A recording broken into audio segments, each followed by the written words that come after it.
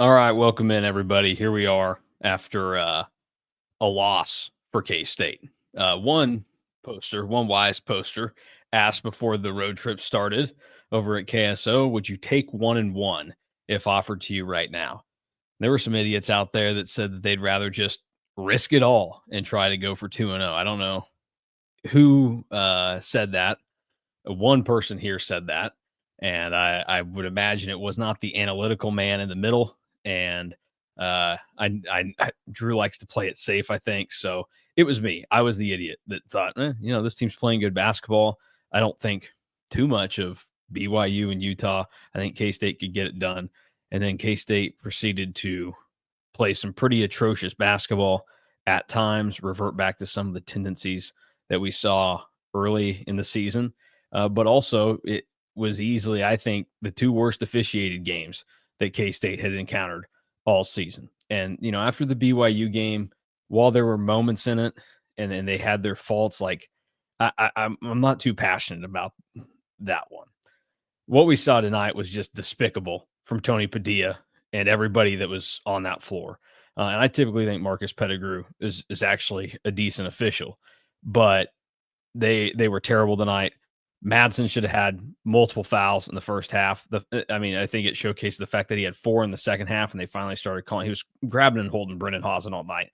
And you're stupid if you don't think that had an impact on the game, because even if Hausen isn't going to the free throw line to shoot those free throws, Brennan Hausen had a good night shooting the basketball. He had 17 points. He was 5 of 11 from 3. And, maybe if he's not getting held the entire time, getting his jersey tugged, he frees himself up. He gets a couple more looks. That was horrible. And then, there's just so much throughout the game that I thought was inconsistent. We can talk about how terrible the flagrant one call on David Gasson was. I mean, I don't know what we're doing there. It just kind of goes into what we've seen throughout college basketball recently, where in all these other games, it's like if you get a shot in your midsection, it's like an automatic flagrant foul. Except K-State didn't get that call in Hilton Coliseum when David Gasson got headbutted down there and shoved backwards. It's ridiculous, the state of officiating. And the Big 12 is culpable in all this because they made flaws in how they hired officials this season. So we'll get into all that throughout the game, but I thought it was terrible. Tony Padilla was disgusting tonight. And so was everybody else on that floor. Just as disgusting as K-State was trying to grab a rebound, and a couple of the individuals that I know Drew feels pretty strongly about. So, Drew, why don't you kick it off with your thoughts from K-State's 74-69 loss to Utah? Yeah, really gross game all around. To be honest with you, neither team really deserved to win. Utah has now won back-to-back games, shooting below 40% from the field, which is pretty nuts. But as much, again, as I really love David Gasson and what he has meant to K-State over the last 3 seasons, between him, Ugo, and Coleman, you maybe combined for one good basketball player on the floor. Coleman Hawkins' effort tonight was gross. It looked a lot like the first half of the season where he just looked pretty checked out. And it looked very reminiscent to another frustrating close loss early on in the season to Liberty when Doug McDaniel struggles to get over the screen and Coleman lets the one player for Utah that you can't let shoot get a 3 off to go up 5 with a little bit over a minute to go. And that's when you really thought that it was over. And that just really goes hand in hand just with these last 3 games. We have seen horrible basketball from Coleman Hawkins. Like, he made the 3 to get it to a 3-point game. But other than that tonight, he was a net negative on the floor and just wasn't really doing anything positive to help K-State. And then David Gasson, I know that he ended with 6 rebounds, I think, but in a game where you get just whipped on the glass like they did tonight, he has to be better. Ugonna and Yenso, had flashes at times of being okay, but even he couldn't get rebounds. The game was lost by defensive lapses that we saw earlier on in the season and the inability to get a rebound. Like, it is genuinely flabbergasting to watch a college basketball team get to the first media timeout without a rebound. And K-State was out rebounded in those first 4 minutes of the second half, 8-0. And that's just not going to be how you win a game. And it's doubled on the road, and we'll get into some of the luck aspect, but K-State did not deserve to win this game. No, that's true. But also, fans muted. I'll just let him know that so he can get unmuted, and then we can hear from him. And no, but I mean, I want people to remember all this, and most know I'm not a glass half full type of guy. Most of the time, I'm not going to make excuses for a lot of people. But for as much as we're going to talk about what K-State did poorly, and the unfortunate thing for K-State is that the things they did poorly do typically reflect as more of an effort thing. Whereas you look at Utah shot the ball like crap from everywhere except the free throw line, a place that they typically shoot the ball like crap, and it went in tonight. And they still won by 5. They got 23 more rebounds than K-State. They still won the game by only 5. They shot 20 more free throws than K-State. And you think, okay, well, but K-State probably got off more shot attempts. Utah attempted 3 more shots in the game, in addition to also taking 20 more free throws than K-State, and only won the game by 5 points. Like, we can pick this apart. Both teams played like crap in pretty important areas of winning basketball games, and unfortunately for K-State, they should have had the advantage tonight with how well they shot the ball from 3, and because of everything Drew just said, they didn't, and they have to live with it now. It's embarrassing for them. It's disheartening and frustrating for the K-State fans who just saw, the 6-game win streak and clawing your way back to this, and people were back in. They were supporting. They were all in for it now, and it just utter embarrassment in Utah for them against BYU, and then Utah tonight. And now this is where I questioned when the winning streak comes to an end. What does the response look like after that first loss? Well, the first time out after loss didn't look very good. And now that you have those back-to-back losses, we kept talking after the Arizona game, you probably need to finish 5-2 to really give yourself a good argument, a good chance. That didn't look like a team out there tonight that can win 5 straight games. And I think that's a team that, with that carrot no longer really being there right in front of them, I don't think they're going to have the same ability to get off the mat like they did when they ripped off the 6-game win streak, because it's just a different part of the year, different factors apply to that. We'll see. I mean, you play a crappy team at home on Sunday to have that chance to start up a new streak, but you blew a golden opportunity tonight because Utah sucks. So there you go. Fan. Yeah, it's a very disappointing loss simply because your back's against the wall. I agree with you. Utah's not a very good team, although they're now 7-8 in conference play. But the numbers kind of indicate that they've kind of lucked themselves into that 7-8 record. And this was another game where I guess the front court just decided not to come to Utah.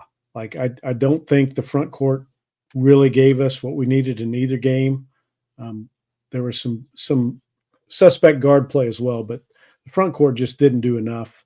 The rebounding numbers speak for themselves. 51-28 overall. Utah rebounds almost 50% of their misses. They win second chance points 14-7. That's really enough for them to win, even with the ridiculous free throw numbers. If K-State just rebounds 4 or 5 more defensive rebounds, they win this game and win it comfortably down the stretch. And really it comes down to me, it was the end of the first half and the beginning of the second half. The end of the first half, Utah misses their last 11 shots from the field, and K-State is not able to turn that into a lead. They're tied at halftime, which is not bad on the road for this team, but not enough. And then the first 5 minutes of the second half, I think Utah scores them 12-3. and kind of puts the game into a 9-point margin. K-State battles back, gets it to where they need to be, kind of gets themselves in position to make some plays down the stretch. But that's what this season is. They put themselves in position to be in position by winning 6 straight, and they put themselves in position to be in position to win this game, and then they didn't win the game. So just some missed opportunities, frustrating loss. And I agree with you guys. It's pretty much zero room for error. You got to go 5-0 from here on out to have any shot at a bubble type at-large bid. You probably put it yourself in position almost to have to win the whole thing in Kansas City to get in without some other fluky things happening. So very disappointing to see that happen. And you just can't lose these kinds of games. And this is the reason they lost 15 in a row before Iowa State. This is the team they are on the road in the last 19, 20 games. And we just saw it in this Utah trip. And we saw it again and again in both these games. Yeah, I'll add that this game kind of felt like the inverse of the Arizona game. Like K-State played poorly and found a way because they were playing hard. Yep. Utah ends up winning this game because they played about 5 times harder than K-State did. And again, you can just point out just things throughout the game that you're like, what is this person doing? Like Coleman Hawkins had his man get 3 consecutive offensive rebounds. You have an out of bounds play that nobody seemed to know that a lob was coming from Utah. You had the Madsen 3. There was just so many lapses that made this seem like it was November and December all over again. And this is why, again, I said this after the BYU game, why I didn't think that K-State was going to be able to get to the NCAA tournament anyway, because they are just not a very good basketball team. They aren't good enough to kind of play this way and still win. Like, they have to be a team that wins in the margins and really exploits and gets wins that way. Tonight, they got smoked in the margins. Utah wins in the paint. Utah wins in the rebounds. Utah wins in the free throws. Like, you just can't win. Like, you can't win a game when you have so many things go against you. And the other kind of disheartening thing that I think, K-State only turns Utah over 12 times tonight. Utah's one of the worst teams in the Big 12 at turning the ball over. K-State has 1 less turnover than Utah is all. And Utah's also not a very good team on defense turning you over. And you only have 12 to 11 there. Like, so many things out of this game are just a big microcosm of the entire season. And I think that that's what is so frustrating about this to me, is that this was a game where your back was against the wall. And instead of being the team that we'd seen the last 3 weeks, they reverted to the team that lost to Liberty, got smoked by Wichita State, got smoked by Oklahoma State, that lost to Drake. And I think that that's just the killer. Yeah, it's weird because you don't want to kind of thrust something upon guys because you don't know for certain. But what it looks like is a team that they thought that they got through that really difficult stretch where you win 6 straight games. And we talked about it through there. The fact that you went on the road and you beat Iowa State, you pulled a rabbit out of a hat in Tempe and won that game. And then you come and you beat Kansas and you beat Arizona. You start to go, oh, okay, this is who we are. And I think they look like a team that just expected it to happen for them and that they just kind of were going through the motions, and it didn't look like the same team that had the same fire. I think there were some guys they still had the same fire.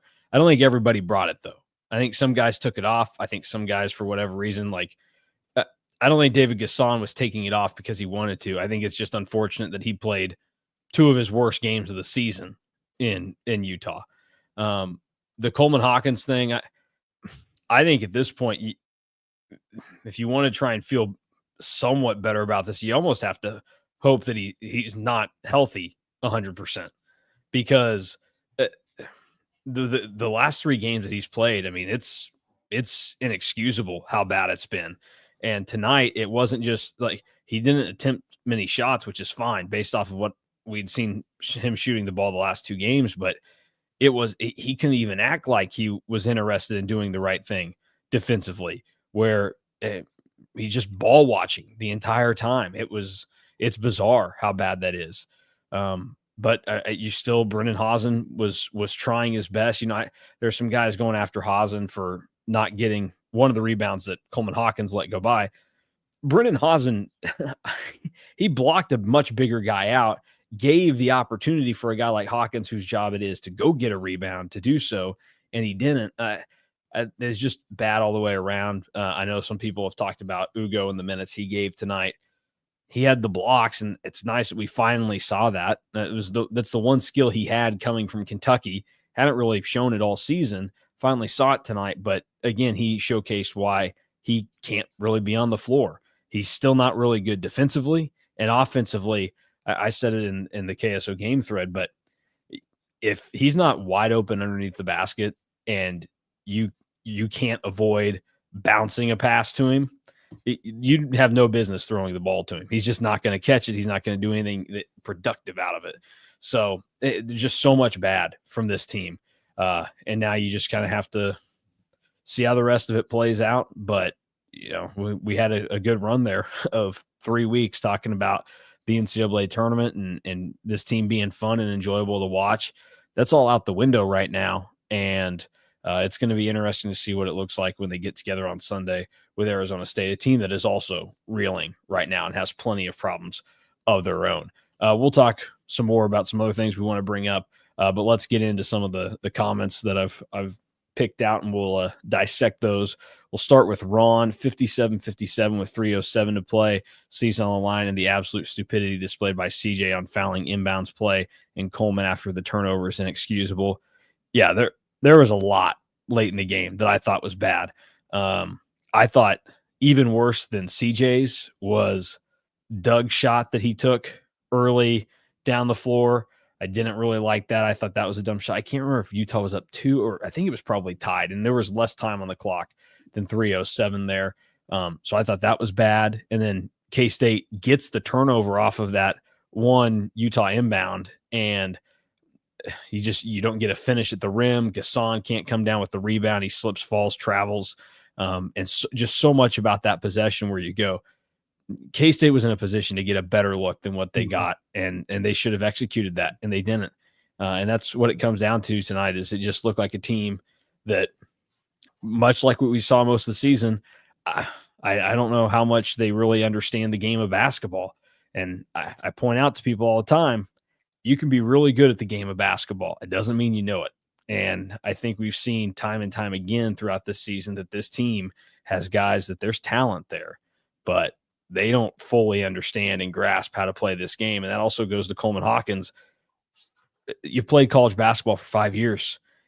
Have you ever been allowed to just slap? Like, even if you're not getting skin, the refs are going to call it a majority of the time because they just see a big dude swinging a big arm, coming down hard. They're going to get you for a foul. That's one of the bad things. But situationally speaking, what did you guys see late in the game? Like Ron pointing out the situation with 3 minutes left, Doug, all that other stuff.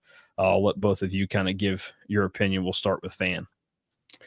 Well, I mean, the missed layup, Doug getting to the rim and missing that shot was gigantic. Like, you got to, I mean, I always say in the last 4 minutes, it's about players. It's not about plays anymore. I mean, you got to draw some stuff up, but your players got to go make plays.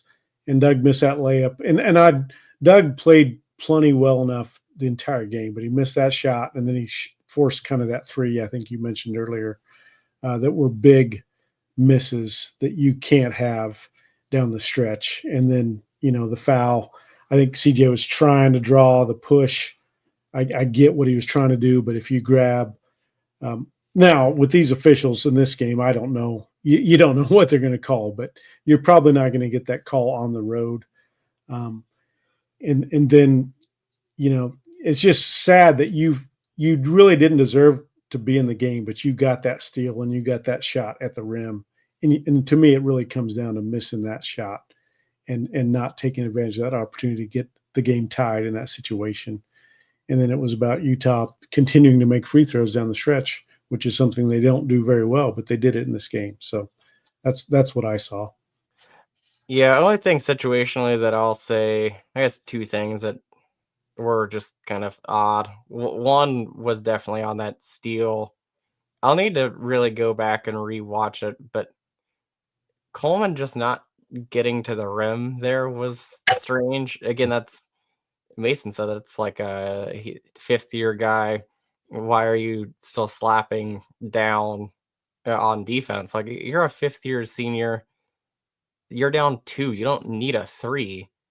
There's plenty of time left. Just get to the hole because there's nobody there.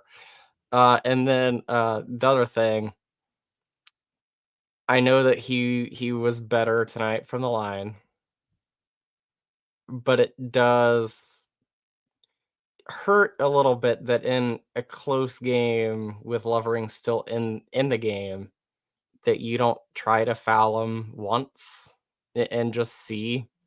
Like I said before we came on, and I even said it in the game thread, like, it's not like K-State was really getting rebounds either, but I would rather take the risk. And the way that he was shooting it in the second half, it seemed like the law of averages was really coming back to earth with him being 7 of 12. I would have rather taken that risk in a tie game or just down 2 or just down 3 and making him prove it and do it again. Because in the first half, he was missing some of those free throws so bad that they went in.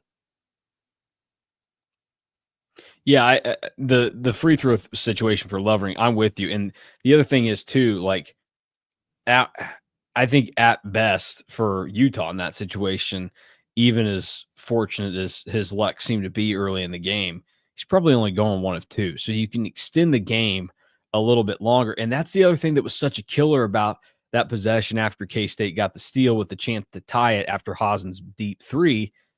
They took a ton of time off the clock.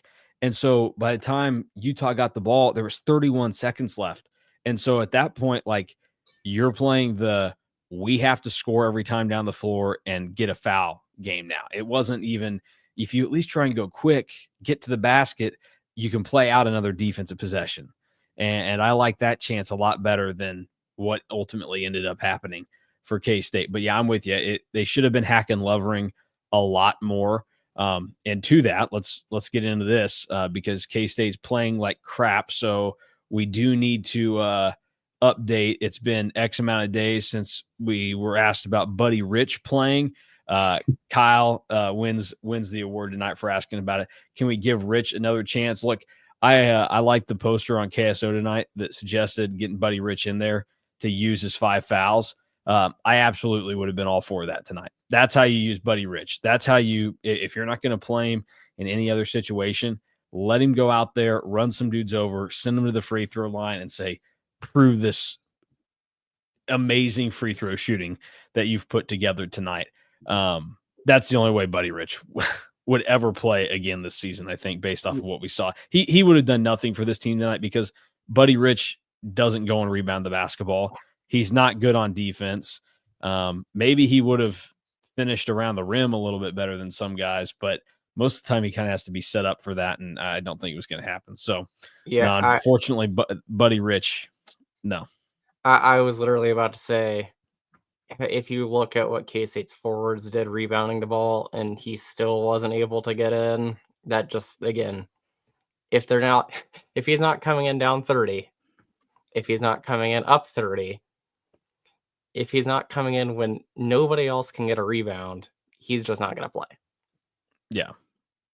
Yep. There you go. There you have it. Jor asks, why did Hawkins only have 4 field goal attempts with 5 minutes left in the game? A part of that is he had so many fouls, he couldn't keep himself in the game. I actually think based on how he was playing tonight, that was probably beneficial to K-State. I don't know that you would want him on the floor that much. And then based off the way that he had shot the ball prior to this game coming in, like I said, the 4 was probably a good limit. He ends up with 5. He hits that 3, which it's the most Coleman Hawkins made shot of all time. When you go, okay, this thing should be over, and there you go. I don't know. He's in a funk right now. And like I said earlier, I think if you want to feel somewhat better moving forward, you about have to hope that you just something's wrong with him and something's off, because he had been so good and kind of leading this team, and I thought setting such a good example. But what we've seen the last 2 games from him, it's just so bad and not right. Because the Arizona game, he still did a lot of things in that game. I didn't think that he was taking anything off or doing anything wrong. He just had a bad shooting night.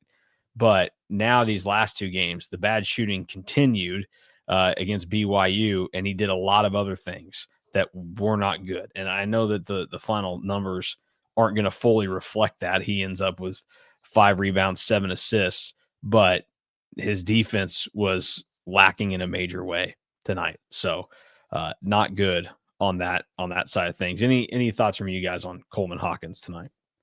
I think it's a night where he should have had 10 to 12 rebounds, which I think is the biggest issue with his game tonight. I thought, he had 7 assists. There were some silly turnovers. He had 3.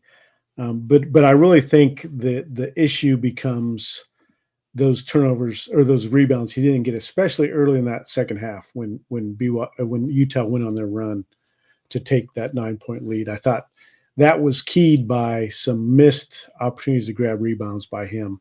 And I really thought that was the critical stretch. And I don't want to throw another player under the bus, but Max Jones was only 4-12 from 2. Kind of reverted back to not being able to finish at the rim tonight that we kind of saw much of the season before that 6-game winning streak when he was better finishing at the rim.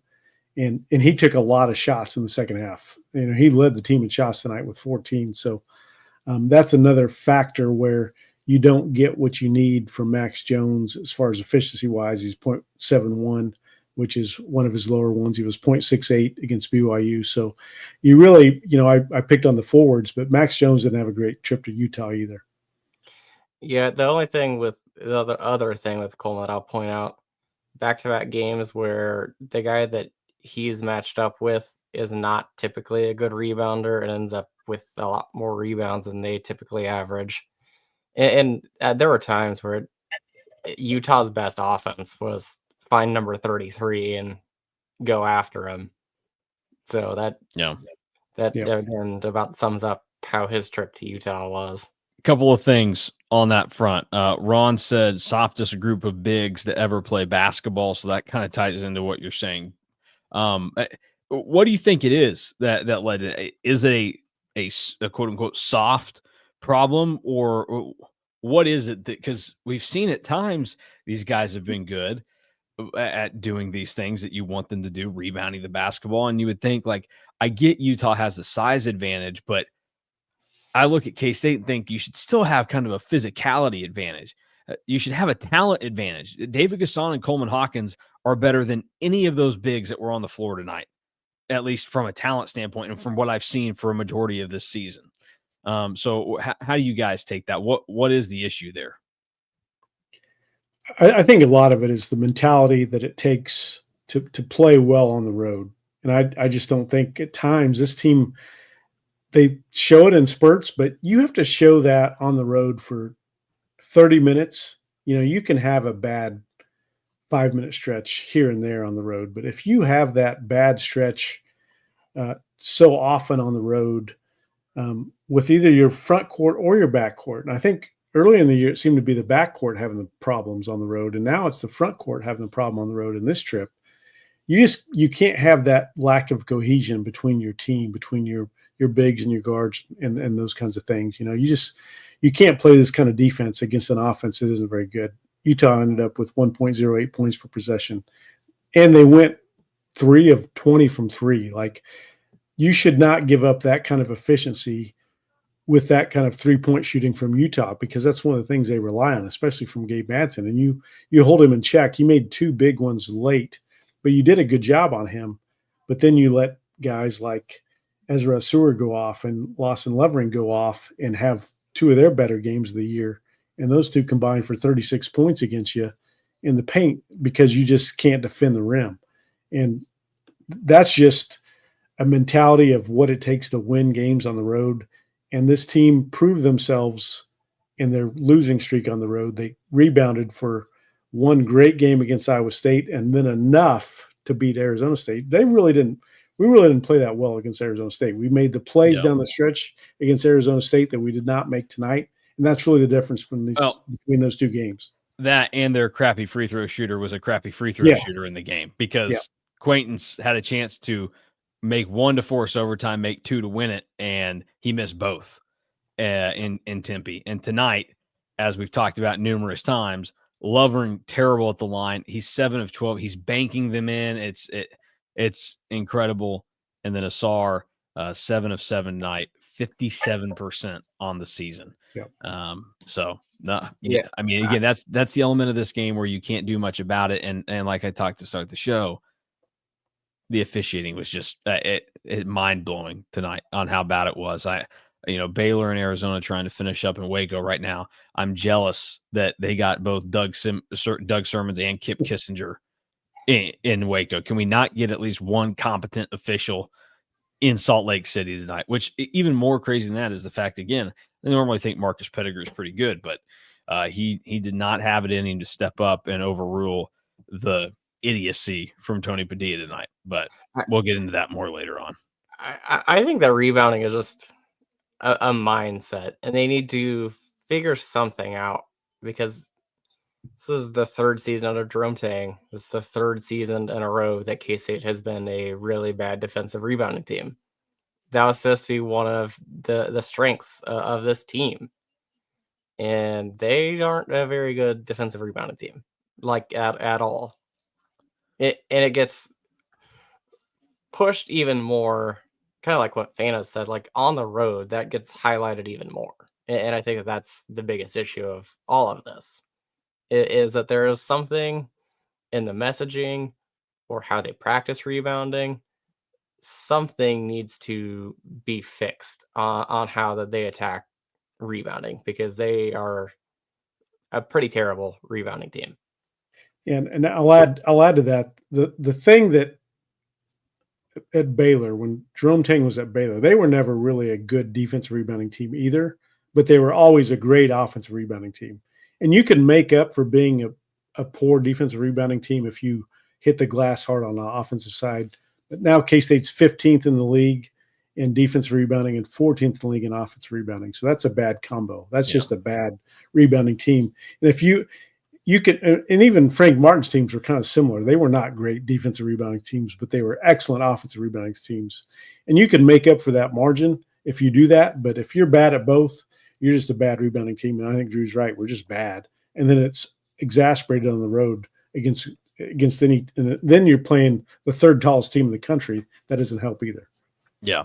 A couple of comments have been about K-State in the zone defense. Should have gone to it sooner. Should have stayed in it longer. I'll ask you guys about that, but because it did seem effective at times, the issue ends up being there, though, that even if you stay in it or got to it sooner and Utah's missing shots, again, we just spent all this time talking about how K-State, it didn't matter where you were trying to rebound a ball from, they couldn't rebound a basketball tonight to save their life. So that's why this is so tough, is that we can talk about so many of these other things that you want to do. This game came down to two things, and it was the fact that K-State was horrible at rebounding the basketball, something that there are ways to be better than what they were. You don't just go into it and what, this was game 26 of the season and go, yeah, that's one talent we don't have. We just can't grab the basketball. There are ways to do it better. They didn't tonight. And then, like I've talked about, the officiating ad nauseum, and I'll continue to bring it up because it sticks with me. Real quick, Drew, though, you'll enjoy this comment from Aaron. He said he'd rather throw 12 picks in college football 25 than experience this roller coaster again. I'm sure you can relate. Yeah. I was bought in, and it's looking real bleak. The other thing I keep seeing a lot of people are talking about the free throw disparity. Like, it was bad, but this is another game where I'm gonna harp on, if you're gonna be bad at getting to the free throw line, you better be better than 60%. And again, Yeah. a really bad free throw shooting night. And uncharacteristically, and this is where the margins in basketball are just so thin. We talk about Lovering going 7 of 12. Max Jones is 75%. He goes 2 of 4. And that just, again, highlights that it wasn't K-State's night. And is also why you look back and, like, you really want the Drake game, the Texas Tech game, and the TCU game, and you actually want to show up in Stillwater because you could have afforded a game like this, because this was a game that it just wasn't going to go K-State's way. But when your back is against the wall, you need to take care of things that you can take care of, and they just couldn't do it. Yeah. Ben says in response to the zone talk, zone relieves tired legs a little. True, and I actually credit to Jerome Tang. I thought he was good early in the game for trying to get guys rest and sneaking in there early on with getting Castillo in very early in the game. But again, as we saw, the problems late in the game, that's not a tired legs thing, I don't think. And I get altitude, short turnaround, but my goodness, like we got to wake up here, people. There were teams in the Big 12 that they do the Saturday, Monday turnaround a lot, and it's not a big deal. And I understand, like, it's different. The altitude thing, it's real. It shouldn't be so real that after, however much time it was that K-State got to recover, that in the first 4 minutes of the game, the first 10 minutes of the game, it was apparent that they were doing all these things in a really bad way. I get if we're getting into the final 10 minutes of this game, you're like, man, you've been in Utah for this amount of time. You're getting hammered in these games, whatever. This just comes down to the team had issues to where they didn't want it. They didn't show up. They didn't bring it like they needed to. And that's really what it comes down to. It's an effort. It's a give a damn thing. Like I talk about it a lot because I'm a big believer in that yes, you need to be talented in a lot of other areas, but you also have to give a damn. And Marquise Noel had that because his shortcoming in basketball is the fact that he's 5 foot something, and it's not double digit 5 foot something. It's lower than that. If he had a couple more inches to him, he would be a phenomenal basketball player. And he was already a great one in college basketball, but he gave a damn. So he was able to overcome being the tiniest guy on the court always. You look around at so many of these other areas, and this team just time and time again has given us these moments this year where we look at them and go, I don't think they care. And even if they do care, it's a problem that we can't tell by the way they play basketball most of the time. Because in 26 games this year, there's really only 6 games that I can look at. I'm gonna give them credit. I'll say there were 8-9 games where I thought they cared, and they won 6 of them. But that's not enough. That doesn't cut it. Mm-hmm. So that's how I see that. I'll throw some other comments up, and Fan, you can give some thoughts about them. We'll get into some of the other stuff that has gone on. But Jeffrey says President's Day 2025, a day to forget for K-State athletics. Yeah. The men and women lose in basketball in not really fun ways. And then baseball, predictable. They lost. But they had a big 1-run single in the 8th inning to make it 9-2. So I don't know. I mean, maybe they're back. Maybe they're on top of things after a 1-3 start to the season.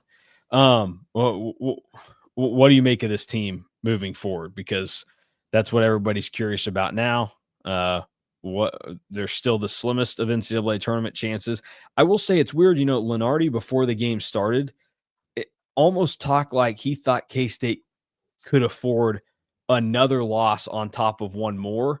Now, the fact that it's Utah maybe changes the math on it a little bit, but I'll let you go down that path, and then in turn, what you expect over these next 5 games from this team against not a ton of great opponents, games that they can win, but again, we just saw these last 2 games, and they weren't very encouraging.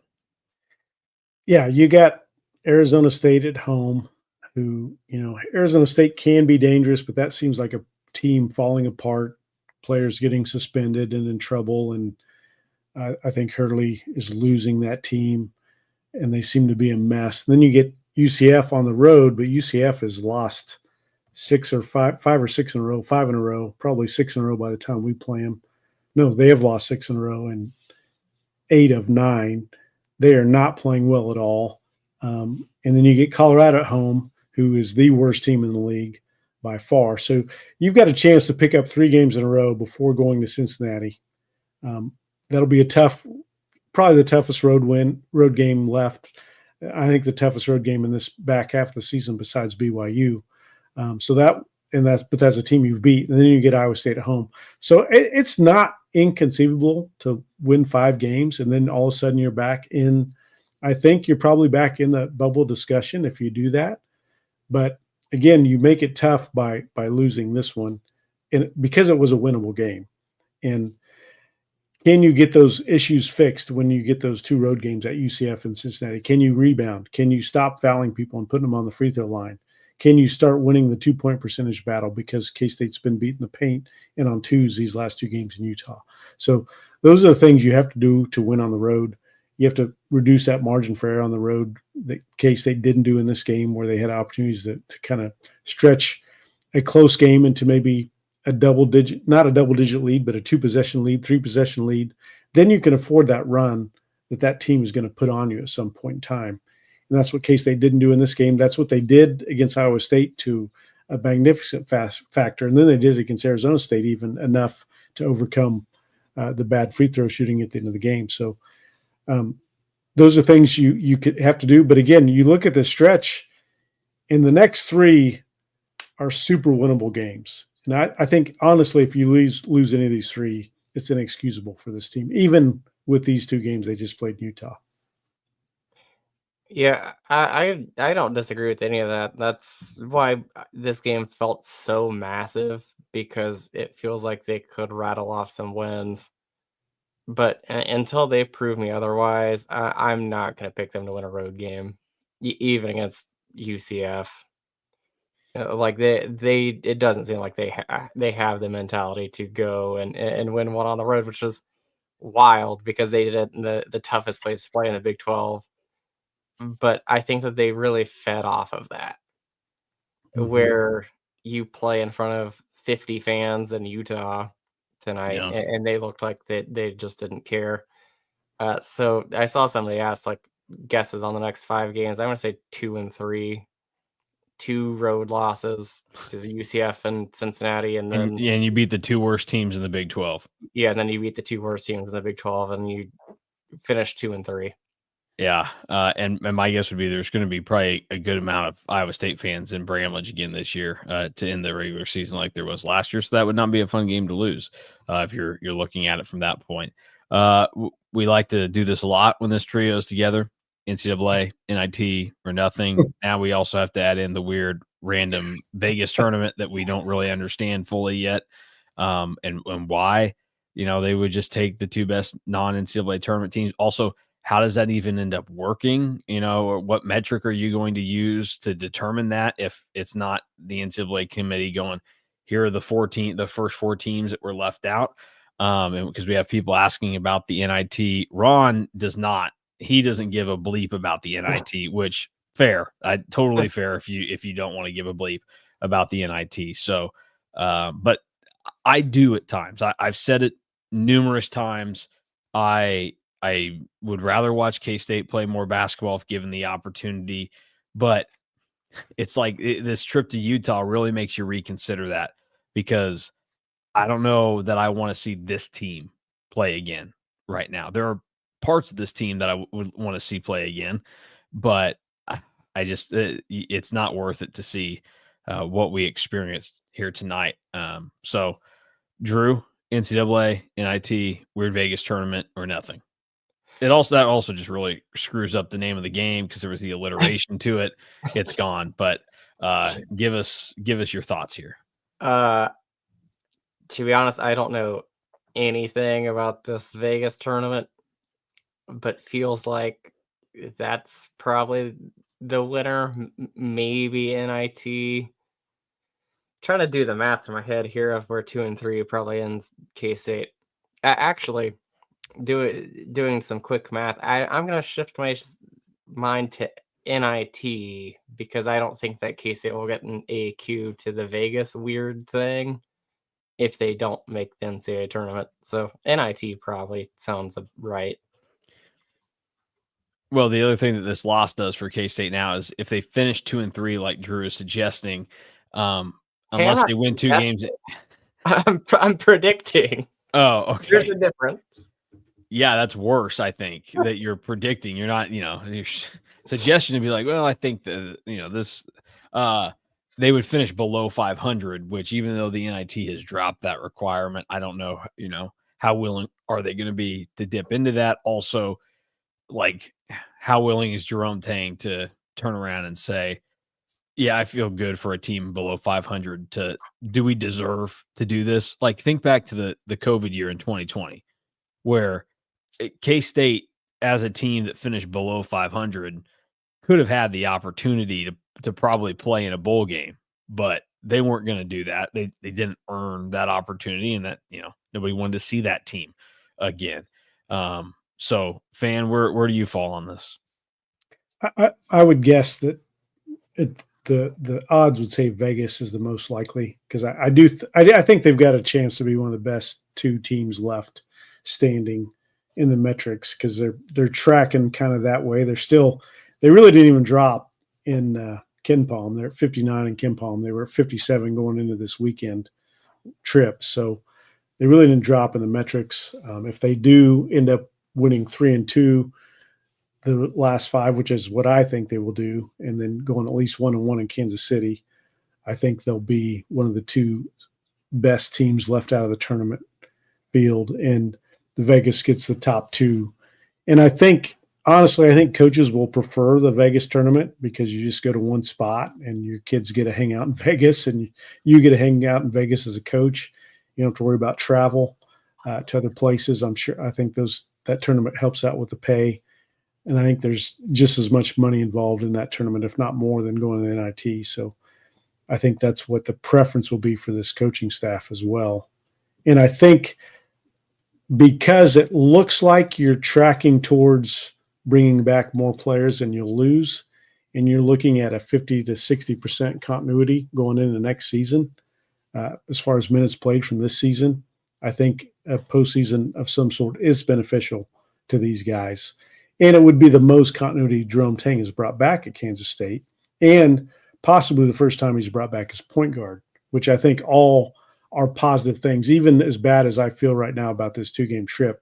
If they can manage to finish the season 4-3 in the Big 12, counting the Big 12 tournament, and then maybe go win a game or 2 in Vegas, I will feel decent going into next season with decent roster continuity coming into next year as well. By the way, killer road trip for our race to 8th. I mean, that. Yeah, I was thinking about that. Just total carnage in this middle, and K-State couldn't take advantage at all. Yeah, Stan Ross would be disappointed if he was on this team right now. He'd be thinking, I came out of retirement for this. We're just going to let this slip away. Fan, have either of you watched Mr. 3000 yet? Still no. Not yet. I will. Okay, well, snow day tomorrow for you fans. Maybe the snow day, I'll do that. Yeah. Maybe we can watch it in Kansas City together. How about live watch? We'll just, we'll throw it up. We'll get the rights to it, and we'll KSO YouTube just watch along Mr. 3000 with everybody. Yeah, I think you're right. And the other thing too, if you want a positive to come out of this, K-State played like crap over these 2 games in Utah, and one of the guys that I come out of it feeling A-okay about, no gripes at all, is Doug McDaniel. And that plays into what you talked about with you're going to finally get to bring your lead guard back next year. You probably want to do it. Brendan Hausen, the way he's played over the last handful of games, yes, there's the shooting. We know about that. But he's just done so many other things that I didn't really think he was capable of even doing, that he's shown, hey, I can do it at times. I'm buying enough time for the other guys to step up and do something. Just unfortunately, he and Doug McDaniel haven't really gotten a ton of help from anybody else over the last 2 games. So we'll have to see where that goes moving forward. Last call for comments here and everything else that goes on. I want to get into this just to make it clear again, because Garrett said, do you think you get rid of Jerome after this year? 2 disappointing years in a row, not a good look for a program trying to be on the rise. What are your guys' 3 take? We know how this is going to go. Again, even if this thing had gone really, really nasty after K-State had their 6-game losing streak before they ripped off the wins, Jerome Tang wasn't going anywhere because of the way that the buyout is set up. Now, seeing what we see, I don't see any reason why that needs to be the course of action. There was a time where I was really concerned about it, but the fact that they've been able to reel Doug McDaniel back in and some of these other pieces look good moving forward, I don't think that's necessary yet, because, again, at the end of the day, I still say I've seen more good out of Jerome Tang as the head coach at K-State than bad, even though after year 3, the result's going to be 1 made tournament, 2 missed tournaments, possibly. There's no reason to make that move, even if you had the financial flexibility to do so. But that's how I see it. I know both of you know, and we'll say he's not going anywhere, but your take on that. I would say, Coach Tang has himself said the value of continuity, that they want to be like Houston and have players coming back that have experience in the program. And he's putting himself in position to do just that. So if they handle that well this offseason and do bring back Doug, Brendenhausen, Castillo, CJ Jones even, and then if you can manage to bring back Max, and then, Ugo maybe more up in the air, but you have a chance to bring back 50 to 60% of your minutes from this season, and your lead guard. There's no reason, even with the disappointment of this season and last season, to get rid of the coach at this point in time, in my opinion. I think that's I know we're in a more immediately win business than we ever have been in college basketball, and I get that. But I don't think it's been bad enough to get rid of a coach at this point. And I think for a program like K-State, the risk involved in doing that is far more potent than the chance of keeping that coach and making sure you show a little patience. I don't think we're in position. If we're Alabama or Texas and Ohio State and have one of the biggest athletic budgets in the country, yeah, maybe you can go fire the coach and then go hire who you want. K-State's not in that position, and we don't need to make rash reactionary decisions. I think if we do, it's not to the benefit of this basketball program or this athletic department. No, I just feel like if you're firing a coach because he hasn't made the tournament 2 years in a row, what does that say to the next coach that you're bringing in? That you missed the tournament? And No, it says, hey, we like to win here. You better win, big guy. Like, it's just not good optics. Just, we don't need, after every loss, football, basketball, even women's basketball today, just because they lost a game, you don't need to fire everybody. Like that, there probably needs to be something fixed in this offseason, basketball coaching staff-wise, because I think that you can't run it back again after missing the tournament. Well, then you might need the Dallas Cowboys to need to hire an assistant shooting coach or something. But with that, like, you'd be silly if you got rid of Jerome Tang. Like, I think that this will end up being better next year because you'll have a lot less holes to replace in the portal, hopefully. You can bring back a lot of your roster and a lot of your minutes. And as much as I hate the D2 not counting nonsense and JUCO not counting nonsense, if it works to bring Max Jones back, whatever. Yeah, that works. That's how I am. I want to point this out. I came to the realization a couple weeks ago. We talk so much about continuity. At the end of the day, to me, it's not actually continuity that matters in this conversation. I think the continuity aspect is overrated. It's what these teams that get the continuity, though, and the real benefit is, the personality. You have the certainty of, who this person is. That they fit what you're trying to do. You can trust them, all of that. That's what you're looking for in all of this. And that's why it's important just to hit on that and keep bringing them back. That way you're not resetting and having this total coin toss every single year on what's going to take place. That's really the big thing. Because look, year one, there was no continuity on this team for this coaching staff, and they went to the Elite Eight, and it's the best team Jerome Tang has had here. So continuity is not what the success is. It's the fact that team, they all had the right mindset, the skill set, they meshed together, they were smart, the staff and the players, they came together well. That's really what you want. But that's why you look at this team right now, and that's where you say continuity does benefit them next year, is because they have, I think, enough guys in place that could come back, that you have that's a good base foundation moving forward in the next year, and then hoping that you just have less that you have to add to get things right. And also, just think, if you got this Doug McDaniel in the first 2 months of the season, you can afford a loss like this tonight, and this team's trending towards the NCAA tournament. So think of the positivity of having this version of Doug McDaniel to start next year all the way through. That is a good thing there. I wanted to squeeze this in real quick because this got me thinking about it, Jerome Tang and all this other stuff on how people feel about it. We're going to play a quick game of Would You Rather coaching edition. So I'm going to throw some coaches out there for you, and you tell me, would you rather have them as the head coach at K-State right now than Jerome Tang? So Drew, let's start with you. Jerome Tang or Doug Gottlieb? All right, next question. Who are you taking? I'm going to take the guy that has won more than 3 games this season. Okay. All right. Fan, real tricky one for you. Jerome Tang or Greg Marshall? Oh my. No. Not Greg with 3 G's. Not Greg.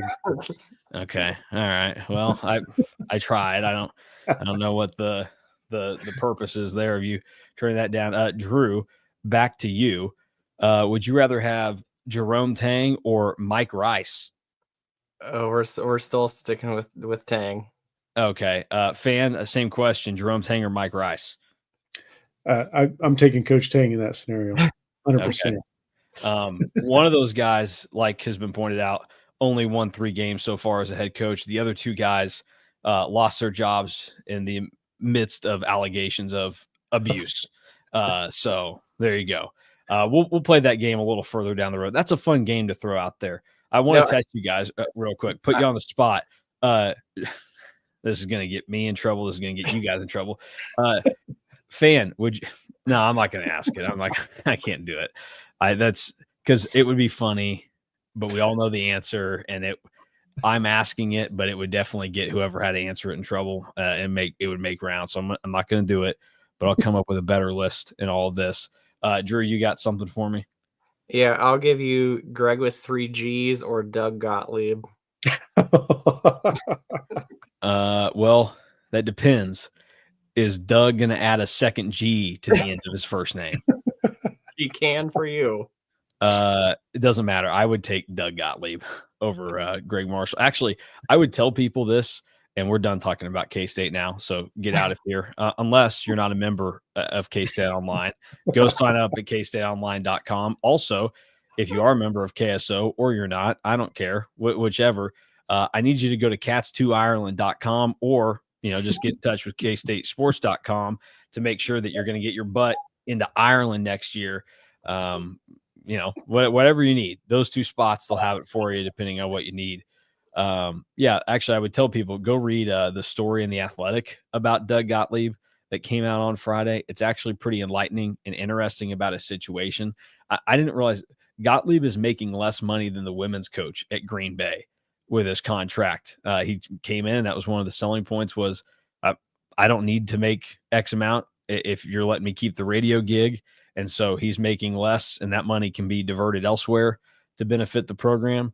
And some other stuff. It was fascinating. And I don't know. Bizarro world that he's still a radio host and college basketball coach like that. That is still so funny to me. It's different, but all these other guys still do think, every president over the last however many, well, I don't know about the one we just had, but like Barack Obama and Donald Trump like to play golf. And they went out and played golf despite being the president. Doug Gottlieb doesn't play golf. He plays radio host. You know, what are you going to do about it? It's true.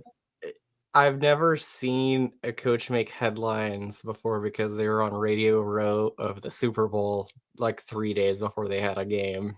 Like that was insane. Well, that had been planned for a long time. He said he had known since August that was going to happen. Everybody was prepared. It was fine. It was good to go. So, yeah, there you have it. We'll definitely play Would You Rather Coaching Edition many times moving forward. And I'll probably just take the K-State side out of it. We'll come up with a hypothetical that there's, K-State for some reason has no coach in this position. So do you want this guy or this guy? And I will give you the worst possible choices known to mankind. So that'll be a fun game to play. We look forward to that. I don't know if we look forward to next Sunday, K-State, Arizona State, but we will be back after that one. We'll have plenty of content throughout the week, both here on the YouTube and podcast platforms, as well as over at KStateOnline.com. So again, go get signed up, be a member over there if you're not, and we'll be back some other time, probably a little bit more positive thoughts than this. We'll talk football. That's next time we'll talk football. I promise that. For Drew Galloway, KSU fan, I'm Mason Voth. Thanks for watching K-State Online. We're out of here. Have a nice snowy Tuesday.